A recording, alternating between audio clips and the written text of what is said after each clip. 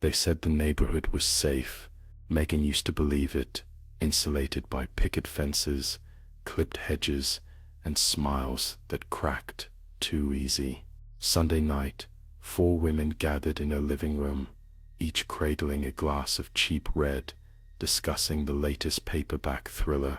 Megan smiled, laughing at the right jokes, refilling Barbara's glass, feigning surprise at Lisa's plot theories.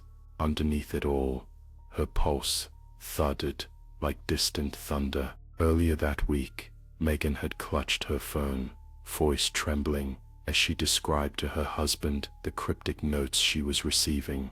Someone watching, someone warning. Nobody else saw those notes. Later she told the women, describing a figure she glimpsed in her backyard. The police came, their notepads out, eyes tired and suspicious. That night, something changed.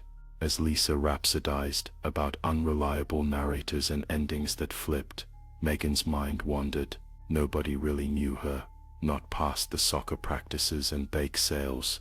Their eyes slid over her, kind but disinterested. The wine bottle emptied, the fireplace kindled flickering shadows that played on the walls. Minutes stretched, tension bled into the room, thick as the velvet curtains. Megan rose, feigning a shiver. She shut the blinds. She bolted the door. Barbara asked, with a half laugh, if she was afraid the stalker might see them. Megan just smiled. As the evening dragged, someone suggested another game, 2 truths and a lie. Megan went last. I never lied to my husband. I never read the book. I never killed anybody. Everyone laughed, too loud, nerves fraying. Carol was the first to leave the circle, complaining of a sour stomach. She found her car door jammed, keys missing. Megan followed with gentle concern, clutching her hand, whispering comfort. Then behind the privacy fence, cold hands pressed deep. One by one, the others tried to leave. Locked doors, broken phone lines, excuses from Megan about wind, about the prowler. The night splintered into chaos, knocks on windows, shadows in the hallway, stifled screams, swallowed by the droning hum of the neighborhood. The next morning, the living room was silent. Red soaked the white rug, the glasses knocked askew, the blinds remained shut.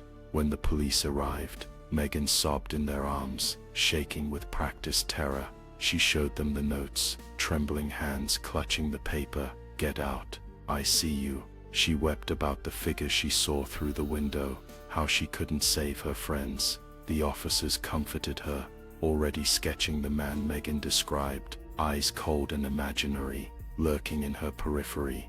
Weeks later, the cul-de-sac pulsed with cautious empathy. Casseroles and whispered condolences swept her kitchen table. The case cooled. Sometimes in the dead hours, Megan looked at the mirror in her hallway and caught a stranger's reflection, watchful, waiting. She'd blink and it would be gone, replaced by her own steady gaze. At night, she sometimes heard scratching at the window, a whisper threaded through the silence. She pressed her hands over her ears, reminding herself the stalker wasn't real. But every dawn, new notes appeared on her doorstep, in handwriting she almost recognized, daring her to remember what she'd done, and warning her, one day, she'd be the one with someone outside, watching, waiting, impossible to explain.